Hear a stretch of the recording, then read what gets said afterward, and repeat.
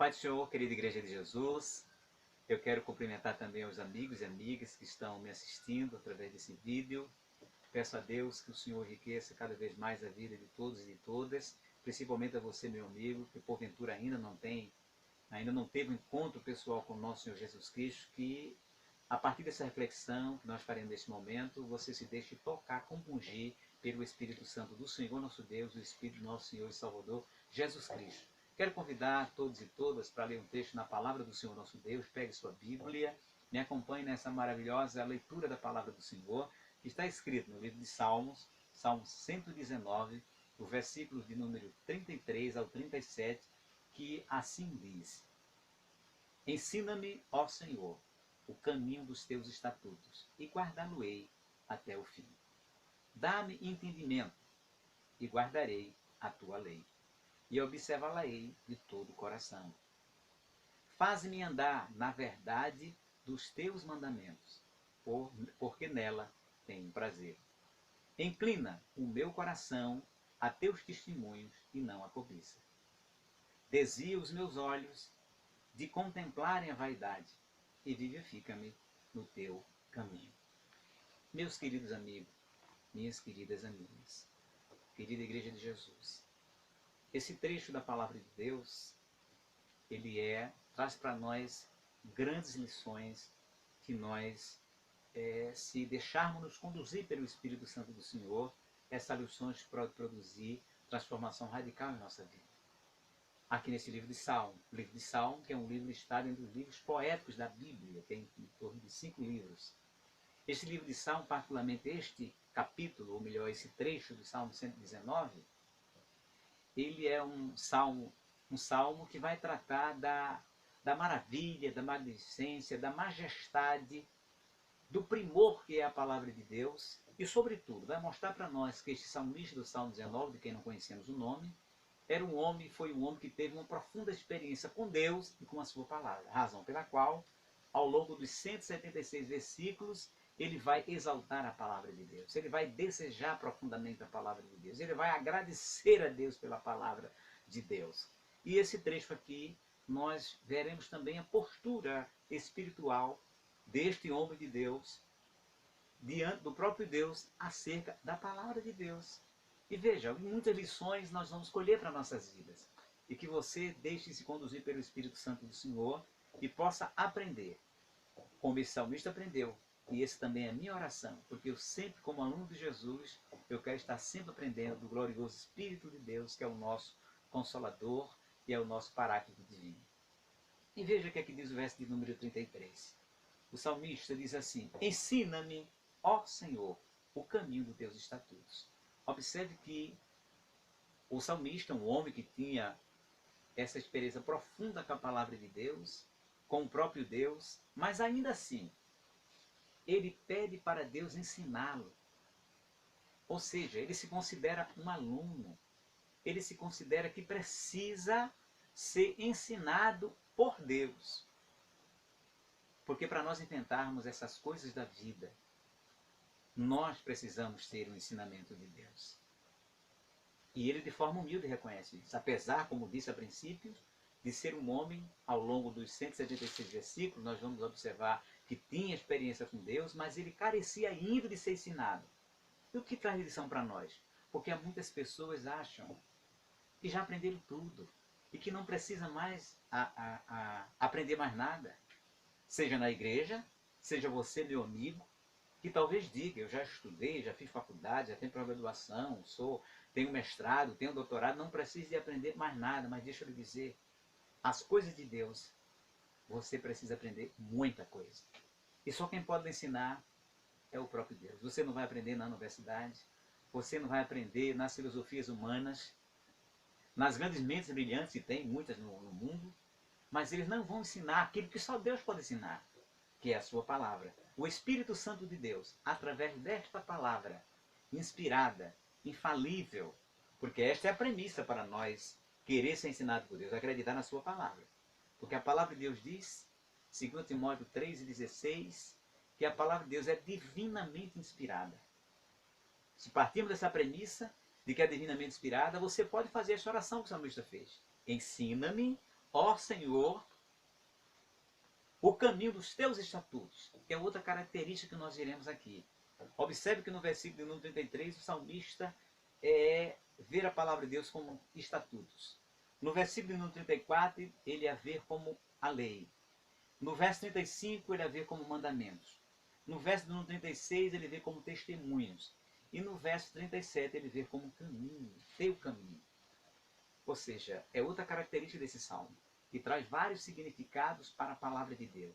Justos juízos, testemunhos, mandamentos, caminho, mas tudo significando uma mesma coisa. Em outras palavras, tudo que o salmista pede aqui é em torno e sobre a bendita palavra de Deus, que ganha na sua oração vários significados.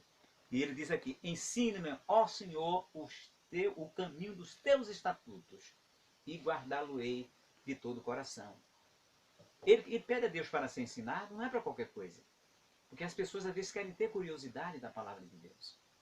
Há muitos estudiosos, inclusive, da palavra de Deus, que às vezes nem serve a Deus, mas querem ter apenas curiosidade, querem ter apenas do ponto de vista sociológico, filosófico ou puramente intelectual. Não. O salmista não queria que Deus ensinasse a ele para isso.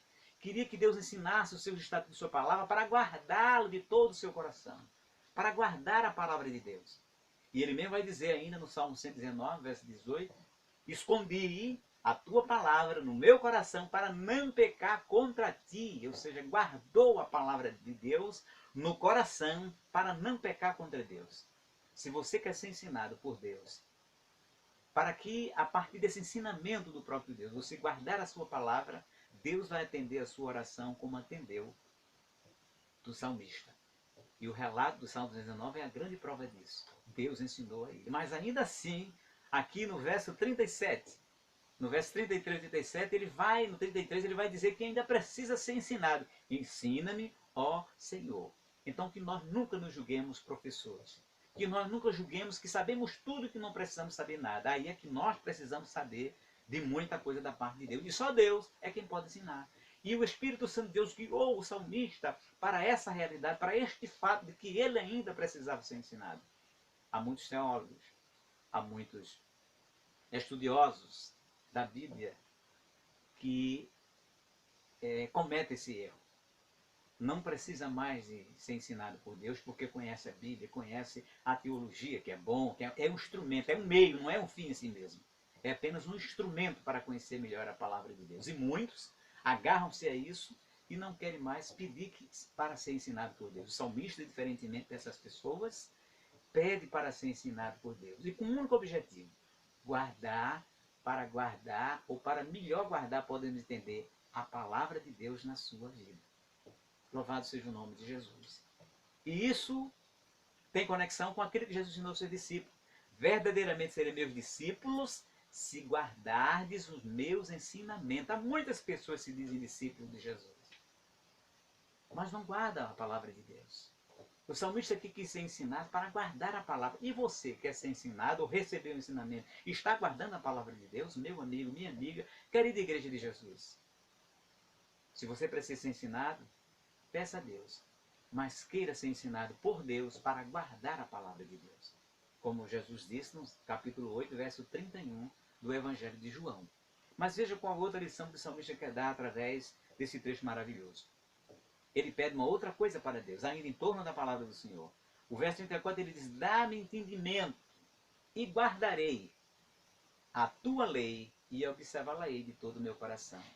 Veja, o salmista pediu ensinamento, que Deus ensinasse a sua palavra para guardá-la, mas ele careceu de um outro elemento tão essencial ao processo de aprendizagem, que se você não entender aquilo que você está aprendendo, dificilmente você vai absorver, vai guardar. E o salmista aqui, de modo inteligente, mas ao mesmo tempo humilde e sincero para Deus, ele pede a Deus entendimento, ou seja, sabedoria. E Tiago vai dizer em uma de suas cartas, em um dos seus capítulos da sua carta, que quem não tem sabedoria, peça a Deus, que a todos dá liberalmente, e não passa em rosto. Se você, meu amigo, minha amiga, querida igreja de Jesus, você tem dificuldade de compreender a palavra, tem dificuldade de entender a palavra, não se envergonhe.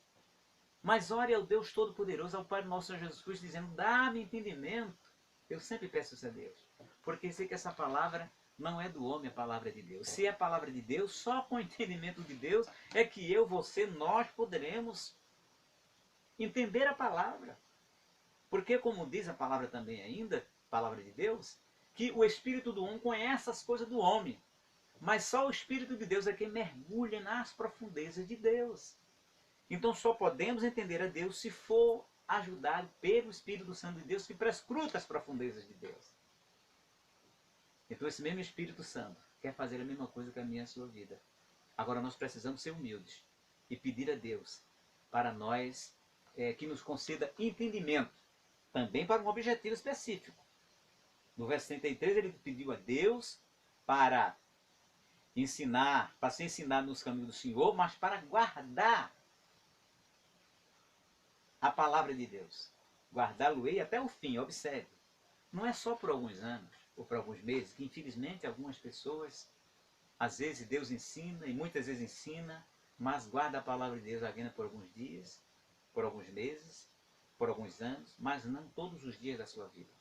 E Jesus vai dar esse exemplo, vai dar essa explicação do porquê que isso ocorre na grande, maravilhosa parábola de Jesus sobre o semeador. De pessoas que receberam a semente é a palavra de Deus, ou seja, receberam o ensinamento, mas não tiveram certos cuidados e as verdades daquele ensinamento, daquela semente, foi desarrancada em dado momento, até pelo próprio inimigo das nossas almas, Satanás. Mas que no nome de Jesus, no poder do seu sangue, você e eu possamos pedir ao Senhor nosso Deus que Ele nos conceda entendimento, não para o fim em si mesmo, não para sermos sabidos mais que todo mundo, mas com o objetivo de guardar a palavra de Deus nas profundezas da nossa vida e observá-la de todo o nosso coração. Veja que em cima o salmista nos dá uma lição, que vai guardar a palavra de Deus até o fim, ou seja, até o fim da sua vida. E outra coisa ele diz aqui, uma outra lição, uma outra verdade, que é guardá-la de todo o coração. Ou seja, envolver toda a inteireza do nosso ser. Porque não adianta nós pedir entendimento a Deus para entender a palavra de Deus e não guardar esta palavra em todo o nosso coração. Ficar apenas na nossa mente, ficar apenas no nosso intelecto. E não há um comprometimento do nosso coração com a palavra de Deus, com o cumprimento dela, com a guarda dela. Às vezes somos muito sabidos na palavra. Mas que adianta ser sabido se não guarda a palavra? Os fariseus tiveram essa grande dificuldade. Jesus disse: errais em nem conhecer o poder de Deus. E Jesus disse: examinai as Escrituras, porque cuidar dela tem a vida eterna. Ele examinava a Escritura, mas erravam em quê? Porque não guardava as Escrituras. Porque se guardasse as Escrituras, não teria crucificado nosso Senhor e Salvador Jesus Cristo. É incompatível aquela atitude de... eles se diziam que servia a Deus, era filho de Abraão, mas mataram o próprio filho do Deus vivo, não reconheceram. Ou seja, não tinham entendimento da palavra de Deus, um entendimento espiritual e não meramente carnal ou intelectual, é insuficiente. Tem que ter um entendimento do Espírito de Deus com uma experiência com Deus, como diz aqui o salmista, como o salmista aqui de modo sincero mostra que ele quer ter com Deus, quer observar a palavra de Deus, quer guardar a palavra de Deus. Louvado seja o nome do Senhor e Salvador Jesus Cristo, de todo o coração. O verso 35 diz assim: faz-me andar na verdade os teus mandamentos, porque nela tenho prazer. Eu quero começar da última parte do versículo. Tenho prazer. E tem a ver com o versículo de número, o Salmo 1 e o versículo de número 2, deste mesmo livro de Salmo, aonde o salmista, esse salmista do Salmo 1, o verso 2 vai dizer, que mensagem maravilhosa. Ele diz assim: antes tem prazer na lei do Senhor, e na sua lei medita de dia e de noite. Ou seja, é preciso ter prazer na lei de Deus, para poder meditar nesta lei de dia e de noite. É preciso ter, como diz aqui o verso da palavra do Senhor, faz-me andar na tua verdade, na verdade dos teus mandamentos, porque nela tenho prazer. Exatamente igual ao salmista do Salmo 1, verso 2, que tinha prazer na lei de Deus, aconselhava a ter prazer na lei de Deus. Aqui o salmista diz que ele tem prazer na lei de Deus. E se tem prazer na lei de Deus, logo ele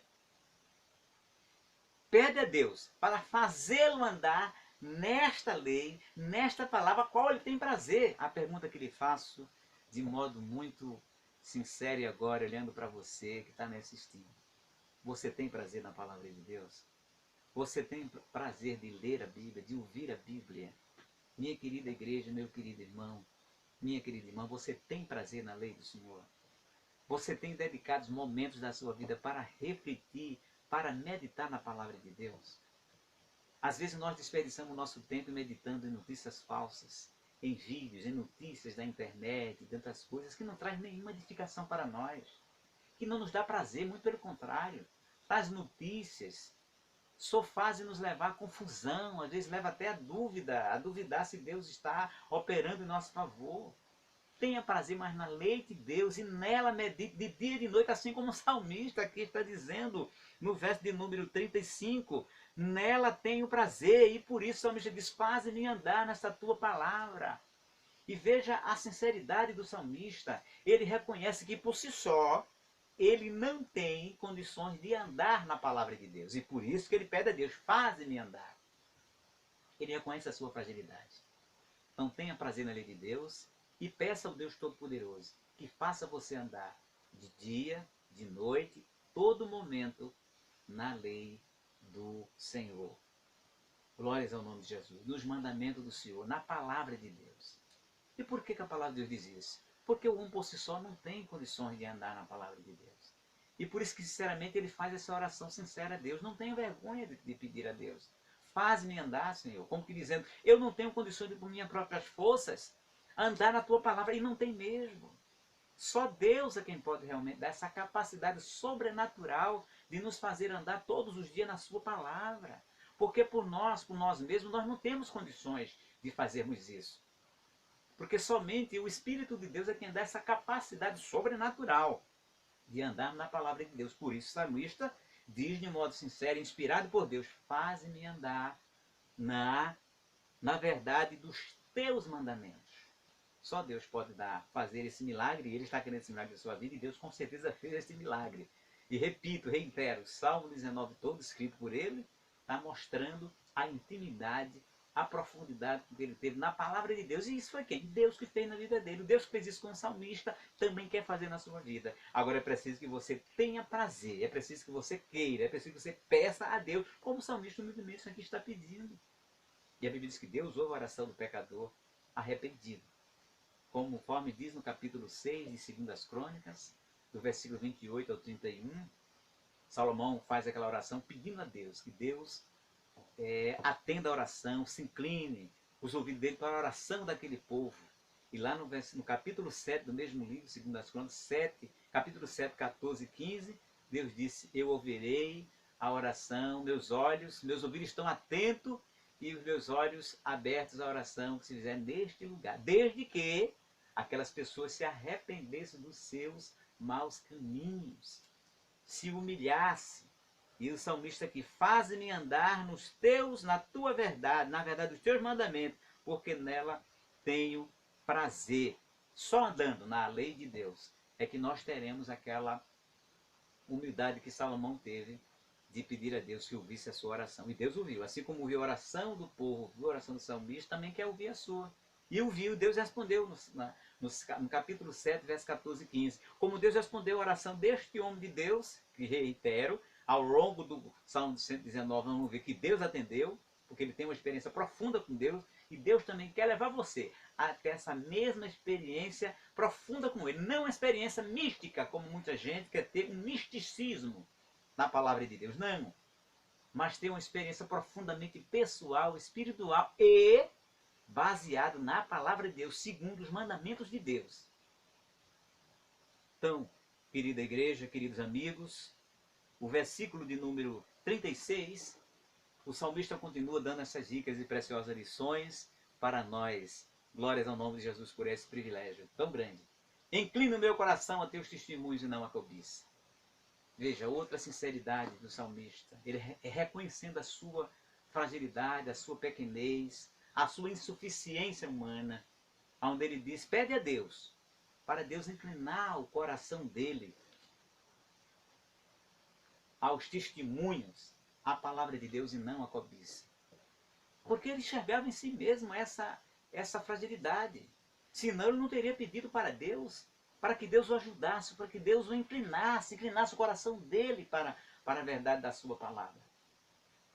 O salmista, reconhecendo a fragilidade do seu coração, o outro salmista, Davi, é o outro salmo que nós vamos ler agora, o Salmo 51, ele faz uma oração que nós podemos perceber essa fragilidade presente na vida desse outro salmista. O Salmo 51, verso número 11, pegue a sua Bíblia e acompanhe comigo, diz assim: cria em mim, ó Deus, um coração puro e renova em mim um espírito reto.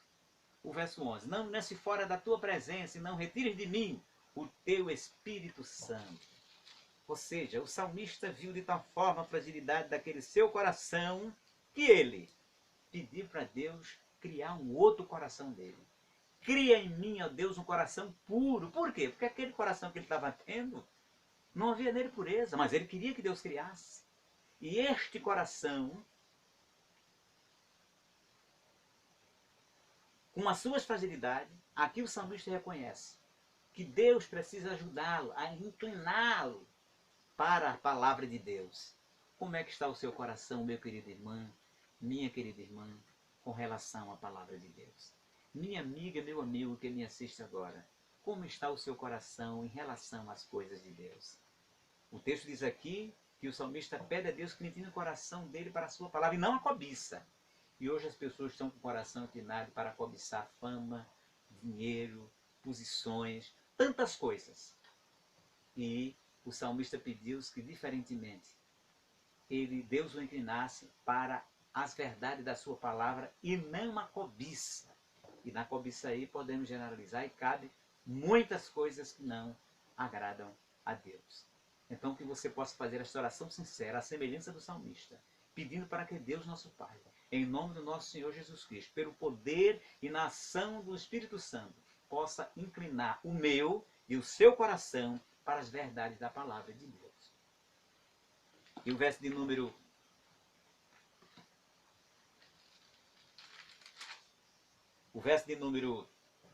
37, para encerrando a mensagem, ele faz um outro pedido para Deus. Que coisa linda, que sinceridade.